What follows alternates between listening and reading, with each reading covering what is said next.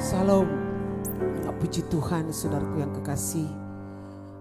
Kalau kita boleh ada saat ini karena kasih Tuhan, amin. Yang kekasih, saya mulai firman Tuhan dalam Bilangan 13 ayat 25 sampai 33. Saya baca yang ganjil, sidang jemaat baca yang genap. Bersuara ya saudara. Sesudah lewat 40 hari pulanglah mereka dari pengintaian negeri itu. 26.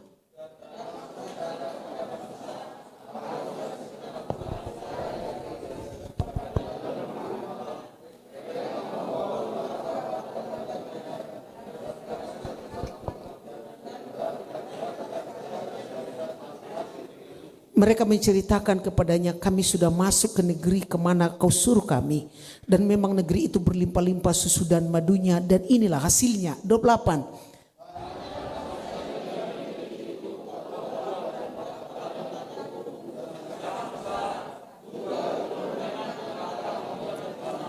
Orang Amalek diam di tanah Negeb. Orang Het dan orang Yebus, orang Amori diam di pegunungan, orang Kanaan diam di sepanjang laut dan sepanjang tepi sungai Yordan. 30.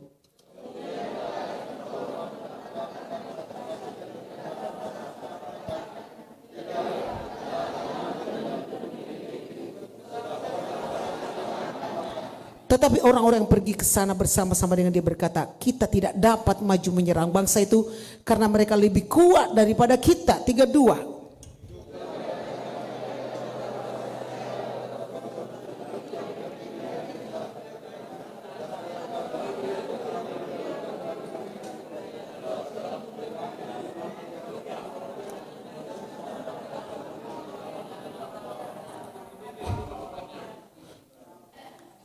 Juga kami lihat di sana orang-orang raksasa, orang enak yang berasal dari orang-orang saksa, dan kami lihat diri kami seperti belalang, dan demikian juga mereka terhadap kami. Saudaraku yang kekasih, saya bawa tema dari realita kepada optimis. Kita tahu cerita firman Tuhan ini. Waktu bangsa Israel kan mau memasuki tanah Kanaan, sudah dijanjikan Tuhan. Mereka itu keluar dari tanah Kanaan 2 juta lebih, saudara. Itu banyak sekali itu. Di padang gurun itu selama 40 tahun. Tapi Musa tidak membawa mereka ke sana karena Musa sampai sedikit lagi sampai tanah Kanaan. Tetapi sekitar 2 juta lebih Tuhan mau berangkatkan keluar dari tanah Mesir menuju tanah Kanaan. Perjalanan mereka kita tahu penuh dengan tanda ajaib. Amin. Amin saudara. Coba saya tanya, apakah keajaiban yang mereka dapatkan selama perjalanan di padang gurun? Coba. Pertama-tama keluar, mereka berhadapan dengan Laut Merah. Lalu laut itu terbelah menjadi 2 dengan tongkat Musa. Oke, 1. Setelah itu apa lagi yang terjadi? Mereka di Mara. Ada di sana mereka haus setelah 3 hari. Lalu mereka minum air itu pahit. Air berubah menjadi manis. Bukan cuma tawar, manis. Setelah itu tidak ada lagi air. Air keluar dari batu, kita tahu ya kan. Siang mereka dinaungi dengan tiang awan, malam dengan tiang api. Sehingga siang tidak kepanasan, malam tidak kedinginan. Terus apa lagi saudara? Ada makanan mereka sehari-hari yang mereka makan, apa itu? Manna, tiap hari mereka makan gratis. Sekarang kalau sampai mengasih 2 juta makan, dari mana biaya? Melihat itu saja mereka saudaraku begitu luar biasanya, tapi namanya bangsa Israel sebentar percaya Tuhan, bahkan mereka membuat lembu dari sapi dari emas untuk mereka sembah. Saudaraku yang kekasih, namun sebelum masuk tanah Kanaan, Musa mengutus 12 orang menurut jumlah suku Israel untuk mengintai tanah Kanaan. Ini sekarang disebut spionase, mata-mata saudara. Tanah Kanaan, saudara kita tahu tanah perjanjian. Tetapi harus direbut karena tanah itu tidak serta-merta enak semuanya. Ada orang-orang enak, ada raksasa di sana, orang-orang yang tinggi besar. Lalu setelah 40 hari, 12 pengintai membawa kabar yang berbeda. Ada 12 pengintai dari tiap-tiap suku. Kabar yang mereka bawa, persamaan kabar yang mereka bawa, pertama dikatakan negeri tanah Kanaan itu adalah negeri yang makmur, subur, melimpah hasil di sana, melimpah susu di sana. Saudaraku yang kekasih, dan ada madu yang luar biasa enaknya di sana. Artinya apa? Kalau negeri itu dikatakan banyak melimpah susu di sana, susu ternak, berarti di sana banyak ternaknya. Benar saudara? Banyak ternaknya. Mungkin susu domba, mungkin susu kambing ada juga di sana. Atau pokoknya yang jelas kalau banyak susu di sana tentu banyak ternak. Pertanyaan berikutnya, kalau banyak ternak di sana, apalagi yang banyak di sana? Banyak rumput. Kalau banyak rumput berarti tanah itu subur. Itu kan kalau kita pikirkan. Terus di sana banyak dikatakan madu. Ada madu yang sangat enak di sana, madu yang menyehatkan di sana. Kalau kita katakan ada madu di sana, berarti di sana ada apa? Ada lebah, ya kan? Ada tawon. Kalau ada tawon, ada lebah, berarti di sana ada apa? Ada kembang-kembang, ada bunga-bunga, berarti indah sekali. Di sana di laporan mereka itu, mereka membawa anggur itu digandar harus 1 tandan itu harus 2 orang yang bawa. Berarti anggurnya di sana bagus-bagus. Luar biasa. Negara itu makmur, subur, indah, dan banyak hasil di sana. Sama-sama dilihat oleh yang 12 orang. Tetapi 10 orang setelah mereka cerita itu didengar oleh bangsa Israel, kagum semua. Wah, kita mau cepat-cepat ke sana. Ya kan? Gimana? Pokoknya bagus, kita mau cepat-cepat ke sana. Tetapi saudara, di dalam ayat 13 dikatakan firman Tuhan, di dalam apa yang terjadi setelah ayat 33, coba lihat ayat 33.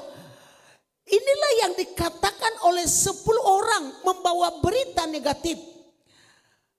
Ayat 32, ayat 31, tetapi orang-orang yang pergi ke sana bersama-sama dengan dia berkata, kita tidak dapat maju menyerang bangsa itu karena mereka lebih kuat daripada kita. 32, juga mereka menyampaikan kepada orang Israel kabar busuk tentang negeri yang diintai mereka dengan berkata, negeri yang telah kami lalui untuk diintai adalah suatu negeri yang memakan penduduknya. Memakan penduduknya itu apa bahasanya sekarang? Kanibal. Orang memakan orang. Ngeri juga ya, kita pernah memelihara ikan lele. Lele itu kalau lapar memakan temannya sesama lele. Mereka menyampaikan kepada orang Israel kabar busuk tentang negeri yang diintai mereka dengan berkata, negeri yang telah kami lalui untuk diintai adalah suatu negeri yang memakan penduduknya. Dan semua orang yang kami lihat di sana adalah orang-orang yang tinggi-tinggi perawakannya. Goliat itu kan dari suku Enak itu saudara. Goliat itu kan 3 meter. Terus ayat 33 coba. Juga kami lihat orang-orang raksasa. Orang Enak yang berasal dari orang-orang raksasa. Dan kami lihat diri kami seperti apa? Belalang. Bayangkan perbandingan belalang dengan raksasa. Dan demikian juga mereka terhadap kami. Saudara yang kekasih, ini masalahnya 10 orang berpikiran negatif. Realitanya memang demikian. Realitanya apa? Realitanya negeri itu makmur, iya. Realita juga di sana ada raksasa, ada orang-orang enak, ada orang yang memakan sesama mereka. Kanibal di sana. Lalu kesimpulannya, kita ini tidak bisa ke sana. Kita kayak belalang. Gak usah ke sana. Itu saudara dibawa oleh 10 orang. Tapi apa yang dibawa oleh Kaleb dan Joshua, dikatakan dalam Bilangan 14 ayat yang ke-9, dikatakan seperti ini. Kalau kita lihat ya, hanya janganlah memberontak kepada Tuhan, janganlah takut pada. Lalu mulai dari ayat 1 dulu kita baca supaya kita mengerti. Setelah dibawa apa itu, lalu segenap umat itu mengeluarkan suara nyaring dan bangsa itu menangis pada malam itu. Bayangkan jutaan sekali menangis, ribu sekali. Stres Musa memikirkannya. Hanya 10 orang membawa kabar busuk. Ayat 1, ayat 2. Bersungguh-sungguhlah semua orang Israel kepada Musa dan Harun, dan segenap umat itu berkata kepada mereka, sekiranya kami mati di tanah Mesir atau di padang gurun. Ayat 3. Mengapakah Tuhan membawa kami ke negeri ini supaya kami tewas oleh pedang dan istri serta anak-anak kami jadi tawanan? Bukankah lebih baik kami pulang ke Mesir? Ayat 4. Dan mereka berkata seorang kepada yang lain, baiklah kita mengangkat seorang pemimpin lalu pulang ke Mesir. Padahal di Mesir mereka pembantu. Di Mesir mereka disiksa, mereka membuat batu bata, mereka kerja rodi, mereka kadang-kadang tidak makan. Di Mesir mereka cuma ada bawang prei, ada sawi yang mereka makan. Di Mesir hidup mereka sangat disakitkan. Tapi inilah perkataan orang-orang yang dipengaruhi oleh yang pesimis tadi, yang berita busuk tadi. Terus ayat 5. Lalu sujudlah Musa dan Harun di depan mata seluruh Israel yang berkumpul di situ. Mereka berdoa. Terus ayat 6. Tetapi Joshua bin Nun dan Kaleb bin Yefun yang termasuk orang-orang yang telah mengintai negeri itu mengoyakkan pakaiannya. Ayat 7. Dan berkata kepada segenap umat Israel, negeri yang kami lalui untuk diintai itu adalah luar biasa baiknya. Ya memang baik. Ayat 8. Jika Tuhan berkenan kepada kita. Nah ini dikatakan 2 orang. Tadi 10, ini banding 2. Jika Tuhan berkenan kepada kita, maka ia akan membawa kita masuk ke negeri itu dan memberikannya kepada kita. Suatu negeri yang berlimpah-limpah susu dan madunya. Kalau sudah susu ada ternak, ada subur. Pertanian juga bagus sana.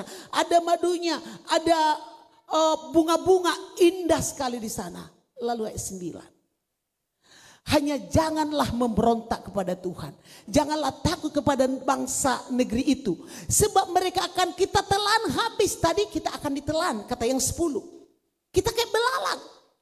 Sekarang keyakinan, realitas sama.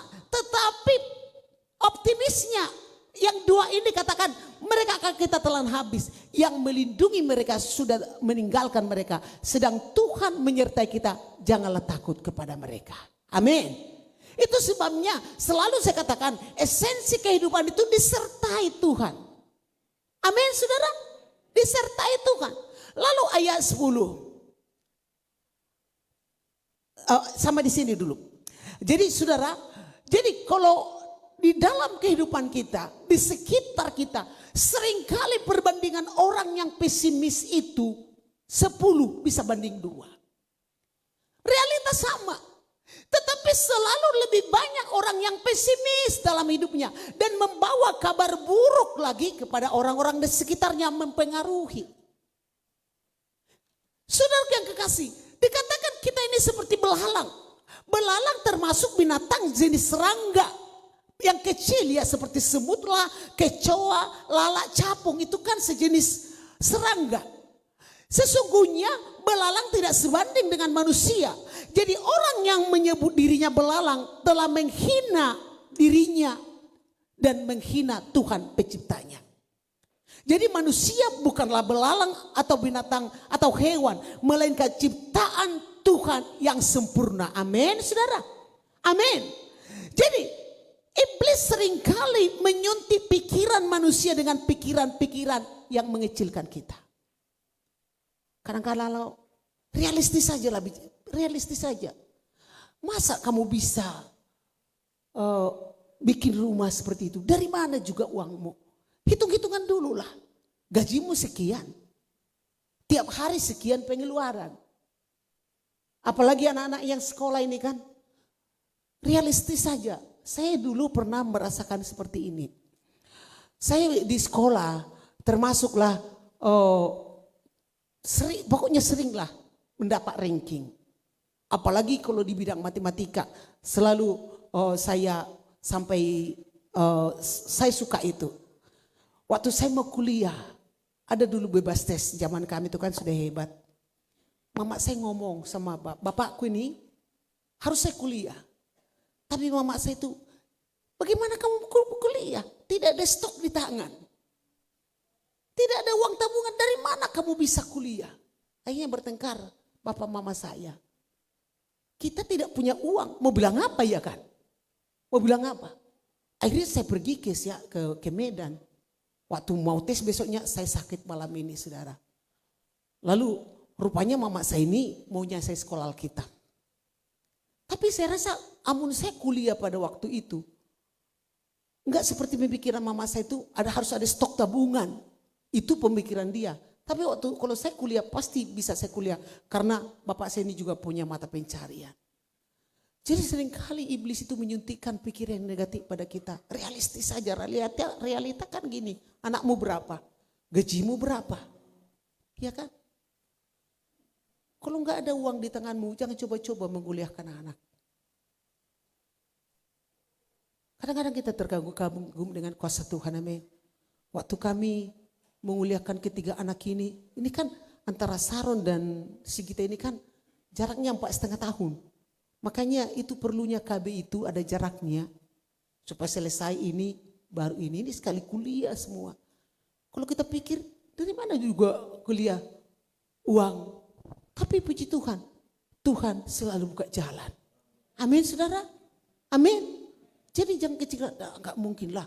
Orang tua aku seperti ini, itu jangan kita menganggap diri kita belalang. Orang 10 pengintai, kami ini kayak belalang katanya. Itu mengecilkan kuasa Tuhan. Kamu miskin. Mana mungkin saya pejabat di kantor ini. Ada yang bilang gitu kan. Ada teman, memang dia masuk dari Akabri. Sudah punya jabatan nak, mana mungkin mak tua. Kenapa enggak mungkin? Saya kan Kristen. Saya rasa kata-kata seperti itu jangan kita ucapkan. Amin saudara. Kita harus optimis. Amin saudaraku. Jadi saudaraku yang kekasih. Yang menganggap dirinya belalang itu menghinakan ciptaan Tuhan. Itu mentalitas yang tidak baik. Yang selalu positif. Yang selalu pesimis. Tetapi orang yang punya mentalitas belalang cenderung dia mundur, tidak akan maju. Di dalam Bilangan 14 ayat 4 dikatakan begini.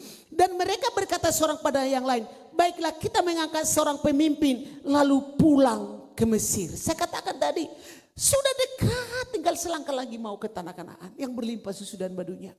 Tapi karena mental belalang, mental yang pesimis tadi, dari realita dia masuk kepada pesimis. Cenderung dia mundur. Mundur, tidak akan maju. Mundur dia. Saudara yang kekasih, inilah yang dialami oleh bangsa Israel. Sebenarnya di Mesir mereka budak. Coba kita lihat sebentar. Keluaran 1 ayat 13. Coba buka Keluaran 1 ayat 13. Siapa mereka di Mesir? Lalu dengan kejam orang Mesir memaksa orang Israel bekerja. Mereka rodi membantu dipaksa kerja. Dengan kejam, bukan cuma disuruh kerja, dengan kejam. Ayat 14. Dan memahitkan hidup mereka dengan pekerjaan yang berat. Di Mesir hidup mereka pahit, yaitu mereka mengerjakan tanah liat dan batu bata dan berbagai-bagai pekerjaan di padang. Ya segala pekerjaan yang dengan kejam dipaksakan orang Mesir kepada mereka. Mereka mau pulang ke Mesir. Hanya gara-gara melihat orang enak, raksasa, kanibal di sana. Masih mau pulang ke Mesir. Jadi orang yang pesimis dalam hidupnya, dia cenderung mundur. Dan cenderung mengambil tindakan brutal. Kita tahu tadi waktu Joshua berkata, jangan kita maju terus. Mereka mau melempari Joshua dengan batu dan Kaleb. Untung Musa dan Harun langsung berdoa kepada Tuhan. Dan ayat 11, coba dalam Bilangan 14 ayat 11. Orang yang seperti ini, apa kata firman Tuhan saudaraku? Bilangan 14 tadi ayat 11. Tuhan berfirman kepada Musa, berapa lama lagi bangsa ini menista aku? Dengar, orang yang meragukan kuasa Tuhan, tidak percaya kepada Tuhan, dikategorikan orang seperti ini yang menista Tuhan. Sekarang ada di Indonesia penistaan apa yang ada? Agama. Masih lebih mengerikan menista Tuhan. Jadi saudara, mari kita belajar saat ini. Supaya kita dari realita kita memang serba seperti ini. Tapi kalau kita dalam Tuhan, Tuhan membawa kita kepada pemikiran yang optimis. Amin. Dikatakan Tuhan berfirman kepada Musa, berapa lama lagi bangsa ini menista aku dan berapa lama lagi mereka tidak mau percaya kepada aku. Sekalipun sudah ada segala tanda mujizat yang kulakukan di tengah-tengah mereka. Artinya begini saudara, kalau kita sedih berhadapkan situasi sulit, mulailah kita mengingat kebaikan Tuhan. Wah, kalau sampai saat ini kan udah banyak kita terima kebaikan Tuhan. Iya kan? Yang kita terfokus pada masalah yang satu ini. Kurang apa lagi Tuhan kepadaku? Akibat mereka menista Tuhan. Akibat pemikiran dari realita kepada pesimis. Meragukan kuasa Tuhan mau pulang ke Mesir. Yang terjadi apa? Ayat 29 sampai 30. Coba lihat ayat 29 sampai 30. Bilangan 14. Di padang gurun ini bangkai-bangkaimu, kata Tuhan, akan berhantaran. Ini kan 2 juta orang lebih. Yakni semua orang di antara kamu yang dicatat. Semua tanpa terkecuali yang berumur 20 tahun ke atas. Berarti semua orang keluar dari Mesir itu mati. Yang sampai ke tanah Kanaan yang lahir di tengah jalan. Kamu telah bersungut-sungut kepada aku. Jadi kata sungut-sungut itu tidak ada pasalnya di undang-undang. Tapi di hadapan Tuhan orang yang suka bersungut-sungut itu sangat tidak disukai oleh Tuhan. Ini akibatnya. Terus ayat 30. Bahwasanya kamu ini tidak akan masuk ke negeri yang dengan mengangkat sumpah telah kujanjikan. Kuberikan pada kamu. Kecuali Kaleb bin Yefun dan Joshua bin Nun. Bayangkan saudara. Hanya 2 orang dari sekian banyak manusia. Kalau penduduk Kalteng ini berapa Pak ya? Kalteng 2 jutaan gitulah, 2 juta lebih. Jadi orang-orang Israel itu sependuduk Kalteng, kalau hanya 2 yang lolos saudara. Kenapa? Karena realita yang ada, padahal mereka sudah banyak mengalami tanda mujizat, tidak percaya, memberontak, mundur. Tuhan berkata itu menista Tuhan, dia mati berhantaran di jalan. Tidak ada yang sampai ke tanah Kanaan. Ini pelajaran berharga bagi gereja Tuhan di hari zaman. Kita tidak boleh bermental belalang. Amin. Amin saudara. Asalkan kita berpatokan pada firman Tuhan. Ada 2 orang pelamar pekerja. Ini cerita nyata saudara. Mereka lulus dari perguruan tinggi yang sama. Mereka lulus dari perguruan tinggi yang sama. Jurusan yang sama. 2 orang anak muda. Sama-sama sarjana. Dengar ini. Tetapi 1 orang ada perusahaan yang buka. Perusahaan yang sama.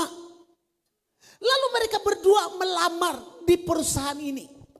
Tetapi yang satu itu terpaksa melamar karena perusahaan ini sangat bonafit. Dikatakan dalam hatinya, mana mungkin aku diterima di situ. Kan tidak ada backing. Yang masuk di situ harus ada backingnya. Harus ada orang pertama. Harus titipan bupati lah. Harus titipan inilah. Dia berpikir demikian kenapa? Karena didengar dari orang yang masuk di perusahaan ini adalah orang-orang terkenal begitu. Akhirnya malam itu dia tidur, malah begadang-begadang, tidak belajar untuk wawancara besok. Sementara yang satu ekonominya juga sama, saudara. Memang mereka hidup orang tua mereka di bawah garis kemiskinan. Tetapi malam itu dia yakin dan percaya dia bisa kerja di perusahaan itu. Malam itu dia belajar. Sementara malam itu dia siapkan bajunya. Baju apa yang dia pakai besok saat interview atau wawancara atau waktu tes. Dia siapkan bajunya, dia siapkan sepatunya, pulpennya disiapkan semua. Sementara yang satu gak disiapkan bajunya karena dia sudah pesimis saudara. Pagi-pagi. Kan jadwal wawancara ini jam 8 pagi. Pagi-pagi bangun mandi sama-sama. Yang satu masih sibuk mencari baju apa yang mau aku pakai. Masih sibuk. Lalu masih mau setrika baju. Sementara yang satunya yang sudah mempersiapkan diri. Sudah mandi pakai baju. Sebelum jam 8 dia sudah sampai di kantor. Sementara ide ini tergopo-gopo datang. Yang terjadi saat wawancara saudara, yang pesimis itu pasti tidak diterima. Sama ekonominya dengan Yang satu lagi, karena dia siap, dia optimis, wawancara juga dia yakin dia diterima menjadi salah satu pegawai yang dicari di perusahaan itu. Artinya apa? Dimulai dari pikiran yang optimis. Amin. Amin saudara. Dimulai dari pikiran yang optimis. Jadi pelajaran berharga. Kita tidak boleh bermental berhalang. Dalam Yohanes 1 ayat 12. Kita adalah anak Tuhan. Apa yang dikatakan dalam Yohanes 1 ayat 12? Tetapi semua orang yang menerimanya diberikan apa saudara? Kuasa, kemampuan, dinamis supaya menjadi anak-anak Allah. Yaitu mereka yang percaya dalam namanya. Amin. Amin saudara. Orang yang bermental belalang itu cenderung dia mundur. Karena memang dia malas. Dan selalu berkata realitanya memang demikian. Hitung aja lah dulu, mana bisa. Jadi saudaraku, siapa yang berhasil masuk tanah Kanaan adalah generasi baru pimpinan Yosua yang berhasil. Syaratnya menghormati dan mentaati firman Tuhan. Hanya itu syaratnya.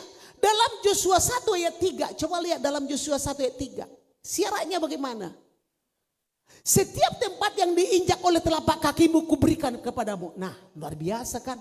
Coba dikatakan kepada kita seperti ini. Hei jemaat Ebenezer, setiap tanah yang diinjak telapak kakimu kuberikan kepadamu. Mana yang duluan kita injak? Kalau aku kunjak pertama bundaran besar. Biar itu milik kita. Setiap tempat yang diinjak oleh telapak kakimu kuberikan kepadamu. Dari mana dapat seperti ini? Seperti yang telah kujanjikan kepada Musa ayat 4. Dari padang gurun dan gunung Libanon yang sebelah sana itu sampai ke sungai besar, sungai Efrat dan seluruh tanah orang Het sampai ke laut besar di sebelah matahari terbenam. Semuanya itu akan menjadi daerahmu. Amin saudara. Ayat 5. Seorang pun tidak akan dapat bertahan menghadapi engkau seumur hidupmu. Sama seperti aku menyertai Musa, demikianlah aku akan menyertai engkau. Aku tidak akan membiarkan engkau dan tidak akan meninggalkan engkau. Amin saudara. Ini janji Tuhan kepada Joshua. Terus ayat 6. Kuatkan dan teguhkanlah hatimu. Jadi orang-orang yang bermental optimis hatinya selalu kuat dan teguh. Sebab engkau yang memimpin bangsa ini memiliki negeri yang kujanjikan dengan sumpah kepada nenek moyang mereka untuk diberikan kepada mereka. Saya sudah bisa melihat saudara, ada orang, apakah yang bisa dilakukan? Mau menyetirkah? Gak ada mobilnya, mobil orang kah disetir. Sampai dia lihat menyetir. Kalau sedikit-sedikit kita mengalah, malas. Itu termasuk mental belalang saya rasa. Terus ayat 7 coba lihat lagi ya. Hanya kuatkan dan teguhkan hatimu. 2 kali. Dengan sungguh-sungguh bertindak hati-hati. Amin. Harus hati-hati bertindak sesuai dengan seluruh hukum yang telah diperintahkan padamu oleh hambaku Musa. Janganlah menyimpang ke kanan atau ke kiri supaya engkau beruntung kemanapun engkau pergi. Jangan menyimpang. Artinya jaga hidup sesuai dengan firman Tuhan. Walaupun ada tawaran-tawaran. Lihat sekarang apa yang viral berita tentang sekarang ini. Tentang siapa sekarang viral berita? Hah? Tentang Joshua juga loh. Kupikir nama Barada itu, kupikir nama Barada baru tadi malam itu pangkat sekalinya. Orang apa Pak si Barada itu, kubilang sama Bapak. Ketawa mereka di mobil. Pangkat itu. Kupikir Barada ini entah namanya kasih Barada. Sekalinya pangkat. Karena saya memang hanya dengar dari Bapak Opung Jordan. Saya tidak mengikuti karena banyaknya kesibukan. Saudaraku yang kekasih. Hanya jangan menyimpang ke kiri dan ke kanan. Kalau ini formula Tuhan, kewajiban, kenapa kita tidak lakukan? Amin. Saya katakan, Tuhan sudah membuat kita menjadi orang yang bersinar. Tetapi kenapa kita jadi redup? Karena kita terbiasa menyimpang ke kiri dan ke kanan. Kita tidak menguatkan hati kita. Coba ayat 8. Supaya kita beruntung manapun kita pergi. Janganlah engkau lupa memperkatakan kitab Taurat ini. Berarti kita harus hafal dong firman Tuhan. Amin saudara. Amin. Kalau engkau sedang sakit sekarang, saya percaya sakit dalam tubuhku disembuhkan. Tuhan katakan itu ke dirimu. Ada banyak penyakit datang muncul karena kecemasan. Apalagi menyangkut mah. Sekalinya kalau kita berbicara dengan orang ahlinya, mah itu sebenarnya dimulai dari pikiran yang yang sering stres. Halo, waktu di pestanya Daniel kemarin, saya duduk dengan saudaranya Aling. Saya juga, ya Bu, tapi aku sudah lapar katanya. Aku juga sudah lapar, aku bilang. Terus aku cuma minum kopi tadi pagi. Kaget dia. Ibu masih bisa minum kopi, Bu Gep? Kenapa? Saya harus minum kopi. Saya minum kopi, makan baru siang. Saya kalau terlambat makan, sudah penyakit mah. Saya bukannya cuma terlambat makan, tidak teratur makan. Memang bukan tidak ada mah, memang tidak penyakit mah. Saudaraku, orang ini jujur aja dulu kita. Orang yang penyakit mah itu jangan salahkan karena makanan, karena kita sering kali stres. Benar atau betul? Benar betul. Apa yang kita pikirkan rupa dalam dunia ini? Kita lihat semua kan berlalu kok. Sehebat apapun di dunia tidak ada penderitaan yang kekal, amin. Tidak ada kenyamanan yang kekal. Walaupun di tengah-tengah kita ada Daniel dan Aling pengantin baru dan bulan Maret itu cuma 2 minggu.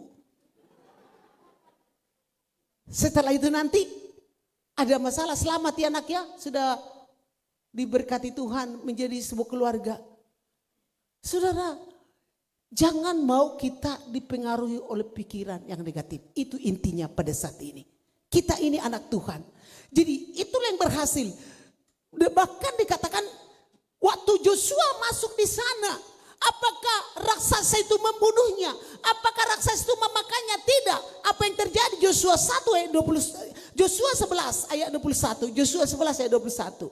Coba lihat. Pada waktu itu Joshua datang dan melenyapkan siapa? Coba kita baca dulu. Pada waktu itu Joshua datang dan melenyapkan orang Enak dari pegunungan Hebron, dari Hebron, Debir dan Anab, dari seluruh pegunungan Yehuda dan di seluruh pegunungan Israel, mereka dan kota-kota mereka ditimpas Joshua. Dihabisinya Enak. Yang ditakutkan 10 pengintai orang Enak ini. Terus ayat yang ke-22.